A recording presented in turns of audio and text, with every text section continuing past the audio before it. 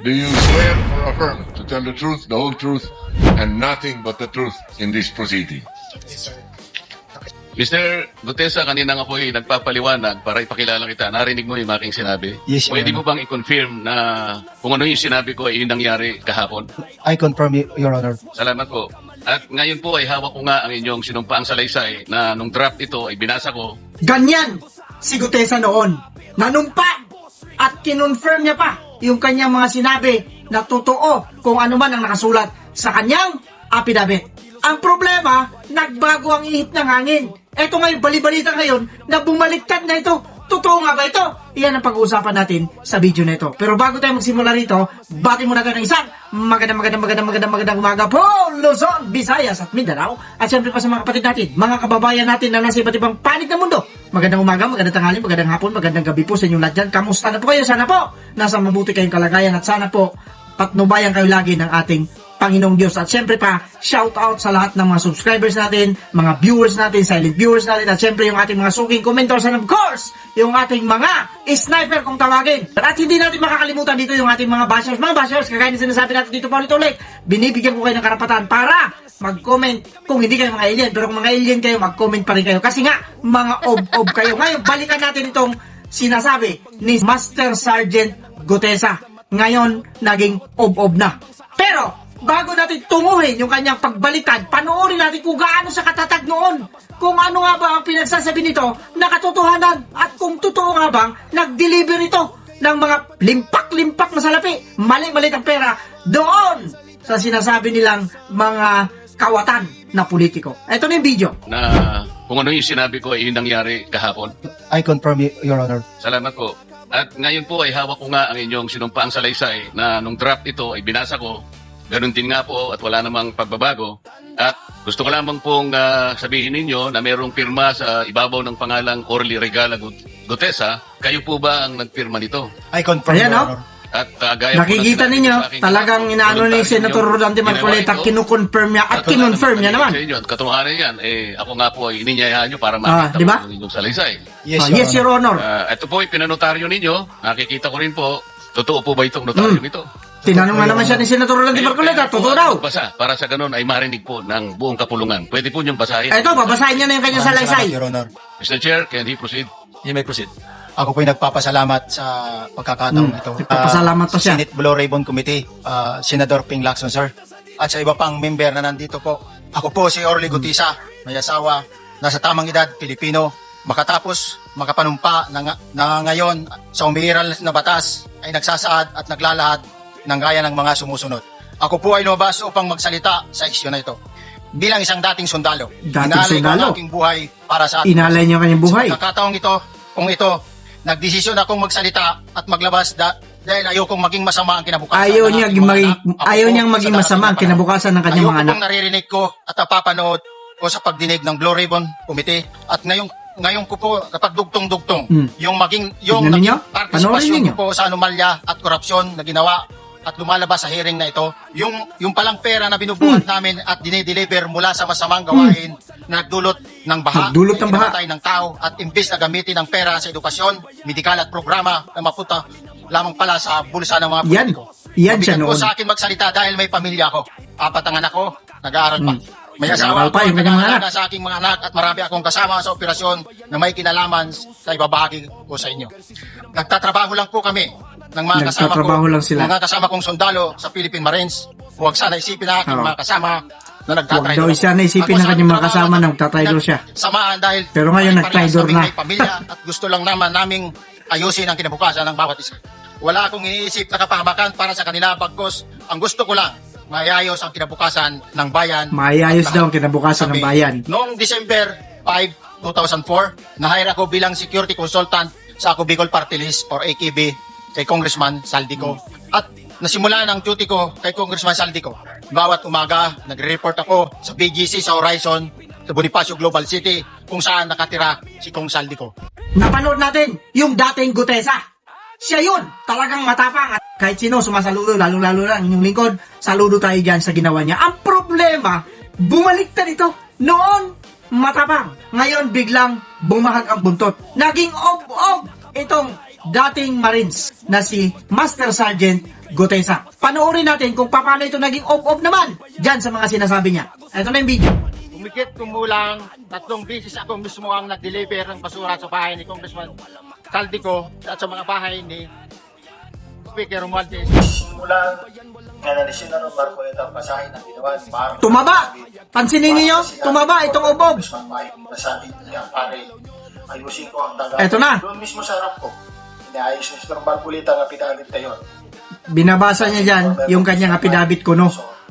Si Mark kasi di marunong. Si Mike Defensor ang itinuturo niya rito. Mike, basahin mo na muna, ikaw na ang bahala kung pwede yan. Sabi niya, pari, 150 million lang masaya na tayo. 150 million lang masaya na tayo. Sabi niya, ito na yung missing link na hinahanap natin. Ito na raw yung missing link na hinahanap. Ikaw lang ang makapagbabanggit kay former Speaker Martin na dideliver. Dahil ikaw lang ang makapagturo kay Speaker Martin. Basahin mo lang ang mga basahin mo lang yan at mababayaran mo na naman. Ako ay pilitan. Nagbabasa lang yan pero mali-mali pa. Pilitan na sabihin para sa kanya. Sige po sir. Ito ang paraan para makatulong ako. Ang gawa ko dyan sir. Kaya lang, Dinidiin niya na ngayon sila Mike Defensor, dating congressman. Sa educational scholar si former congressman Mike Defensor. Paulit-ulit na sinasabi na voluntaryo ang aking Former gagawin congressman. at tinuturuan niya ako na kung ano lang ang nakalagay sa affidavit na ginawa ni Mark na asawa ng anak ni former congressman Mike Defensor. Yan lang mag-focus. Sinagot ko, opo sir. Doon ko natansya na ginamit lang talaga nila ako sapagkat Ginamit lang daw siya. huli na ang lahat ng mga pangyayari at ako'y lubos na nagsisisi. Ako'y lubos na nagsisisi. Yun ang sabi niya ngayon. Nagsisi na raw siya ngayon doon sa mga ginawa niya dati ng paghahayag ng katotohanan at may pasumpa-sumpa pa ito. Kaya ang tamang kanta eh. Pasumpa-sumpa ka pa. Alam niyo ang kasunod. Nag-swear ka sa harap ng sambayan ng Pilipino. At siyempre sa mata ng Diyos sapagkat mayroong Biblia doon na ginamit sa Blue Ribbon Committee. Ganyan ang ginagawa kapag ka may mga saksi na nanunumpa. At yun ay nagawa mo, Master Sergeant of Gutesa. Ngayon, idinidiin mo si dating Congressman Mike Defensor Santiago at si Senator Rodante Marcoleta. Isa kang of. Saludo pa naman ako sa iyo sapagkat ikaw ay Marines. Lumalaban sa bayan. Pero ngayon, anyari, tumawa ka. Napansin namin yan. Bakit? Alagang-alaga yan, natural. Kagaya nung kasamang 4 na dati rin niya sundalo. Binayaran, di umano ng 25 million. Malamang, mas malaki ang offer dito dahil mataas ang ranggo, unang nagsiwalat, at malaki yung kanyang tinutumbok. Dito na ngayon papasok yung sinasabi nating balimbing at pumapasok din yung sinasabi nating may pansariling pakinabang.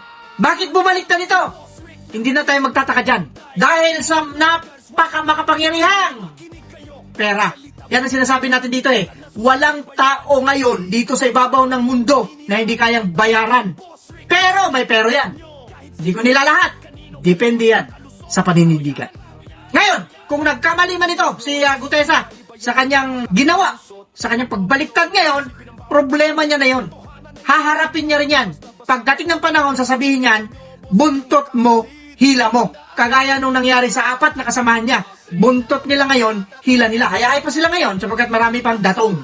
Ang problema lang sa iyo, Sergeant Gutesa, ito yung masasabi ko sa iyo, isa kang ob-ob. Yung iyong rason, ginawa mo sapagkat hindi lang nasunod yung kasunduan ninyo kung meron man. Ipagpalagay natin totoo yung mga sinasabi nitong si Sergeant Gutesa.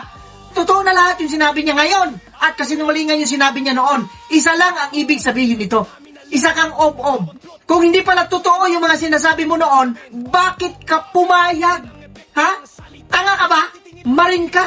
Tapos pumapayag ka lang na kung sino man halimbawa nagsulsul sa'yo? Dapat manindigan kang ob-ob ka. Ngayon, napakalaki mong ob-ob. Ngayon na naman, binaliktad mo, binawi mo kasi kasinungalingan yung sinabi mo noon, nagsisinungaling ka na naman ngayon. Pero sa mata ng mga ob-ob, ng mga tinamaan, ikaw yung bayani. O mga vloggers, mga PBBM vloggers, paano ninyo ngayon ipapaliwanag ito? Itong ginawa nitong isang bayaran. Di ba? O, masasabi natin bayaran eh. Bakit? Kagaya rin ito, walang pinagkaiba doon sa 4 na binayaran, halatang-halata naman. Parang bata lang eh. Pag may gusto, talagang didikit yan sa'yo. Pag wala na yung gusto, sasabihin siya, umalis ka dyan, lumayas ka dyan, ayaw ko sa'yo. Ganyan ang mga ugali ng bata. Eto yun. Nakikita natin dito sa isang ex-marine. Diba? Realidad. Ang problema kasi Marines ito eh. Saludo po tayo sa mga Marines. Marami po tayong mga kakilala ng mga Marines at mababait. Ha? Hindi kagaya nito. Sana hindi ka na lang nagtistigo eh. Kaya ito yung sinasabi natin dito. Kung hindi ninyo kaya yung magiging pressure doon sa pamilya ninyo, wag na kayo magsalita. Mas magandang manahimik na lang kayo habang buhay. Dalhin nyo na lang sa konsensya ninyo. May pasabi-sabi ka pa eh. Ano sinabi mo? Oh, ayaw kong mamulat yung aking mga anak sa mga korupsyon na nangyayari dito sa ating bansa. Talaga lang ha? Talaga lang. Nangyari ngayon. Kaya nga sana sabi natin dito, dapat kasuhan din yung mga ganitong tao. Paano na lang kung lahat na lang ng mga testigo natin, ganito ang gawin. Pagka maganda yung kanilang mood, magsasabi ng katotohanan, kuno. Pag hindi na okay, babawiin na. Laban bawi itong mga ito. Kaya ang tawag ko sa mga ito, mga ob-ob. Isa kayong mga dakilang ob-ob.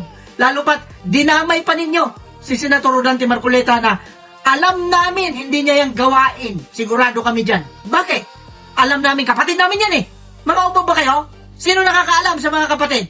Oh, kapatid ninyo, hindi nyo kilala? Obob kayo. Yan ang sinasabi ko sa inyo.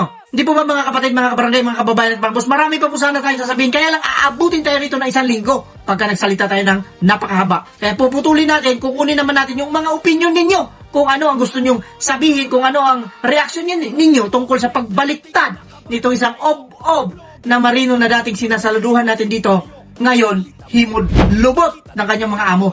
I-comment din nyo dyan sa baba. Talaga nakaka-high blood.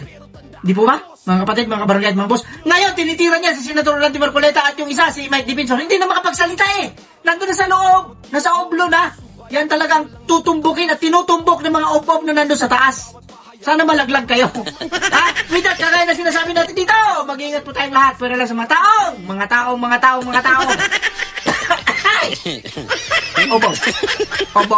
Obob. Pilipinas! Ano na?